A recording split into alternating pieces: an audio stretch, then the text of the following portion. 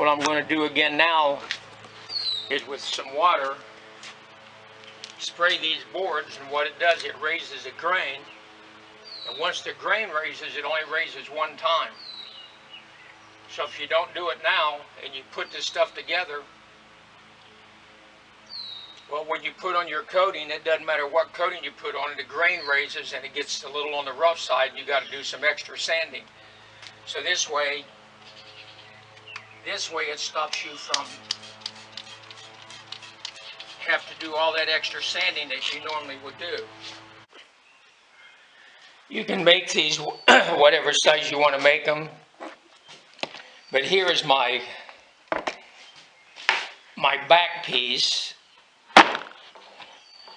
for this 5-roll toilet paper holder. I've actually got this one cut at 7.5 inches wide and 29 3/4 long. And these sideboards, which go on here, which will be screwed and nailed in, they are approximately 5 inches wide and 29 3/4 long. Then the pieces that will go on the bottom that will cover and hold the toilet paper rolls in, they can be whatever width you want. Approximately 2 1/4, 2 1/2 by approximately 21 inches long. What I'm doing now,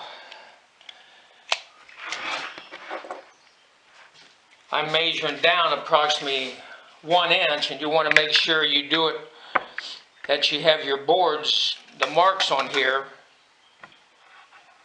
where this side out is that you're going to be cutting on. But I measured down approximately 1 inch from the top, and these parts right here, when you get them lined up, I draw the line right there to about where these are going to end. Then later on I'll use anything with a little round edge to it, like a jar lid or whatever, and put it on here, make a mark, and round this part here off to give it so we don't have that square look. But on these boards right here, there's going to be the side pieces. After I got those two measurements, then I measure down on these approximately 4 inches down, 2 3/8 inches in, because that's the width. Well, I'm going to do a 1 inch hole with a Forstner bit, and you want to make a little divot here so this don't slip or slide around.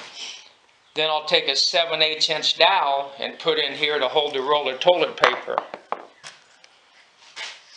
And then to get away from that square look, I just got this pan here. You can use a lot of different things. This just seemed to be ideal. I got my 2 marks on here where the wood ends and the 1 inch from the top. And I take this and I get it lined up with just about where the 2 lines, it touches the 2 lines. Then I'll take a pencil or something and I'll mark all along that edge, which will give it that cutout look and make it look a lot nicer. But you can use different items depending on how much cut out or what you want. One of the main things is you want to make sure you don't cut too far back, because when you put your hole in here, you want to make sure you got room there for where your Forstner bit's going to be. You don't want it to run out and end up being too thin right in here. So that's the next step.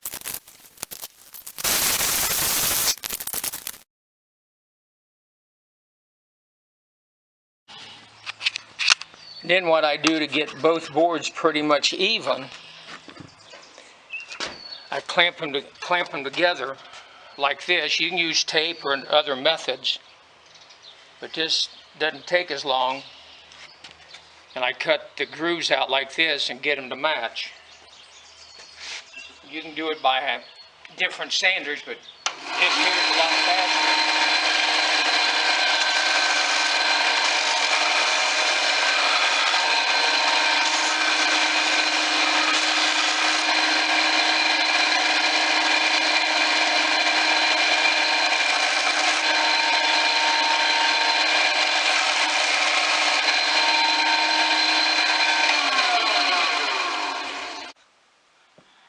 Well, I made one big mistake. I wasn't giving it thought. These sideboards were going to end up, for this 5-roll toilet paper holder, these sideboards was going to just go onto the side. And the toilet paper and everything would fit just fine, work out real well. Well, it turned out, as you put your roll up here in the top, and I want to put a design and cut so much out here, by doing it the way I was going to do it, it ended up being too short in height. It was just going to look like a square box, which I didn't want that. So I had to make my adjustment for these to go up on top and set up like that to give it more height, which is 6 inches tall.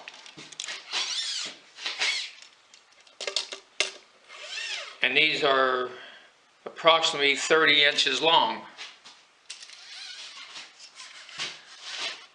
So what made a bigger problem, in order to get this put in here and give it some room to roll and do what's necessary, my back ended up too short. So you can probably see here, it wasn't wide enough because I had to switch the sideboards around.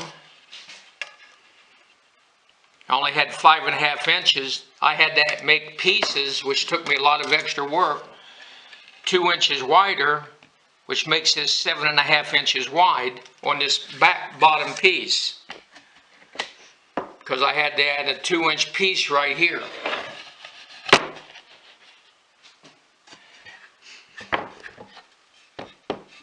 For these to go on here and be able to put this roll in here and raise it up somewhat, and after I cut part of this out for a little more design, it'd be enough, give it enough room to roll and do what's necessary. So not having that bottom piece quite like I wanted definitely caused me a lot more trouble, a lot more time, because I had to cut out 2-inch wide pieces and glue them in.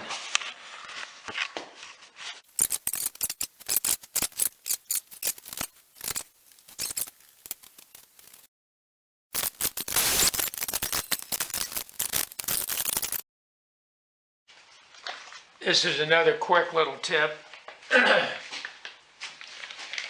When you've got your final finish on, a lot of times you can still feel little bumps or little spots. Just take a piece of paper sack,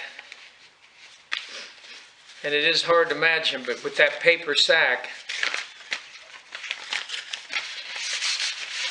just rub over top of it just like you were sanding it, except you're not taking nothing off because it's not sandpaper. And by rubbing over it, you would be very surprised of how slippery and how smooth it makes everything feel. And it doesn't take a lot, but then you'll feel those little bumps out of there, and you got a nice smooth surface. And I mean, it is almost slick like glass. It's very, very smooth. These are the 5-roll toilet paper holders that I made. This one here is 1 inch thick, about 30 inches tall, and it's all black walnut, very heavy. The one in the middle is black walnut and hard spalled maple. They're all heavy.